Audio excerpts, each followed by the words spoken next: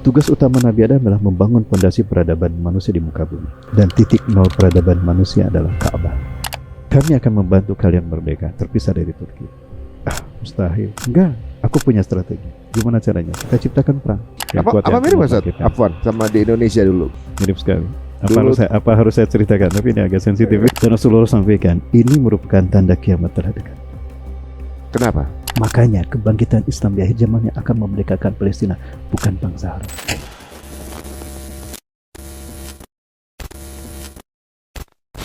Assalamualaikum warahmatullahi wabarakatuh. Apa kabar semua pemirsa Cerita Untung? Ya, untuk episode kali ini selama sebulan kita akan bahas sesuatu yang berbeda. Dan dengan maraknya fenomena yang terjadi belakangan ini di dunia politik, tentunya juga mengulik kita untuk kembali mengulas apa yang terjadi di 100 tahun belakangan, tentunya dalam Islam dinamakan di era Mulkan Jabarian. Era di mana 13 abad dunia ini, 3/4 dunia ini dikuasai oleh Kesultanan Islam, dan kemudian tiba-tiba terjadi Perang Dunia Kedua yang sudah direncanakan di 200 tahun belakangan dan akhirnya meletus dan kemenangan untuk para kaum Zionis. Nah, apa saja yang mereka laksanakan dan tahapannya yang sudah terjadi dan yang kemungkinan akan terjadi sesuai dengan hadis dan juga yang sudah dipelajari oleh guru kita, kira-kira bisa menjadi hikmah dan pembelajaran yang kita bahas dari Perang Dunia Kedua, Holocaust, 9/11 sampai insya Allah nanti akan turunnya Imam Mahdi. Langsung saja bersama guru kita Ustaz Rahmat Baikuni. Assalamualaikum warahmatullahi wabarakatuh. Assalamualaikum warahmatullahi wabarakatuh. Sehat Ustaz? Alhamdulillah sehat. Mas Adi sehat? Alhamdulillah. Belakangan ini tentunya juga dengan apa yang terjadi di dunia, makin banyak orang yang menanyakan, ya mungkin ulasan dari antum yang pernah antum ungkapkan di sesi-sesi sebelumnya, ya yang mungkin banyak yang menyangka adalah sebuah penggambaran halu gitu ya, cocokologi. Dulu antum pernah bilang ada pengorbanan manusia, ada penyembahan setan segala macam, yang beberapa kalangan menganggap ini hanya cerita dongeng aja. Ternyata benar terjadi. Dan sekarang kita akan ulas kembali dengan pengungkapan dari Ustadz, apa sih yang sebelumnya dan kenapa dan urutannya seperti apa sampai yang sebelum sampai yang sudah akan terjadi.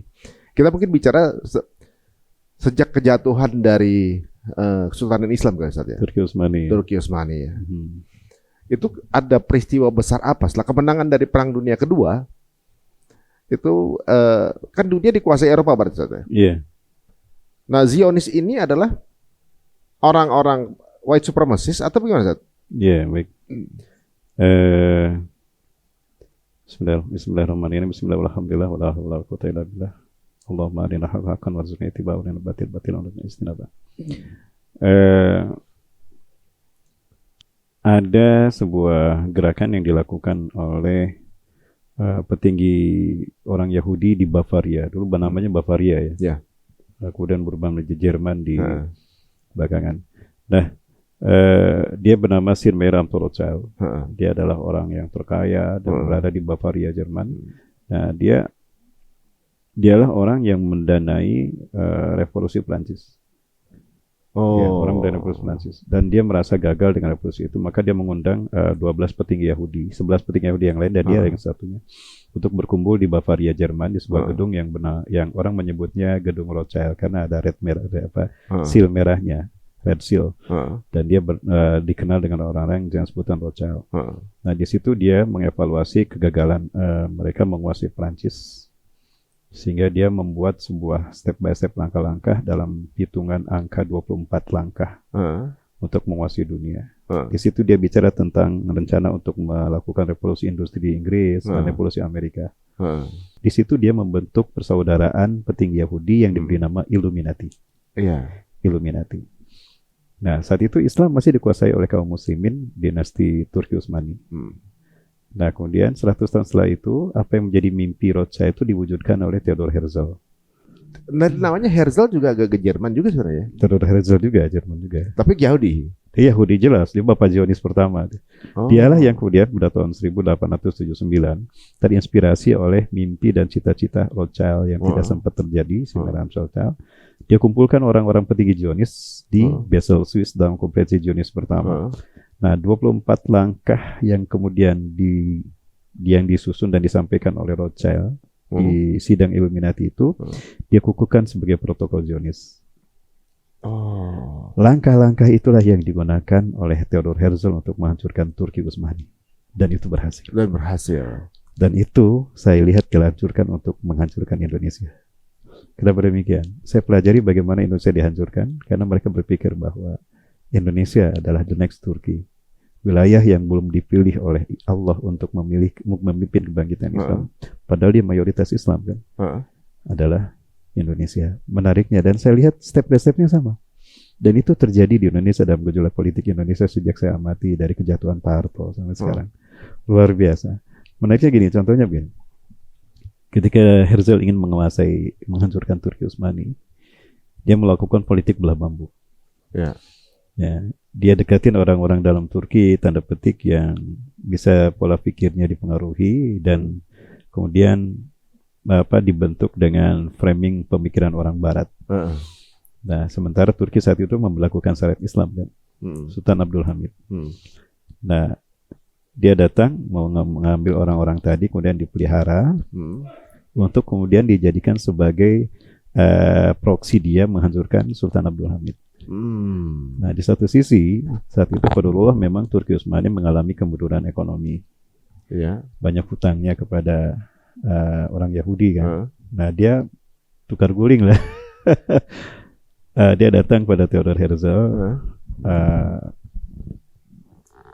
Anda tahu bahwa kami komunitas bangsa yang tidak punya negara, dan Anda menguasai 2/3 dunia. Ya, dan saat itu kan kita tahu 2/3 dunia kuasai Turki kan. Nah, dan kami yakin Anda orang yang pemurah, ya. Anda menguasai dunia dan Anda tahu kami tidak punya negara.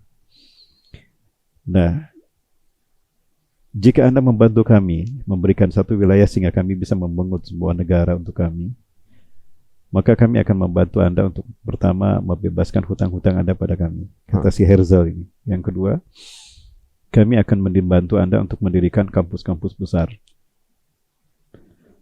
ya, untuk para generasi muda Islam untuk belajar di sana. Padahal dia maksudnya adalah ingin membentuk generasi muda dengan pola pikir mereka. Dan di luar dugaan Theodor Herzl, tapi dia sudah menyiapkan plan B-nya.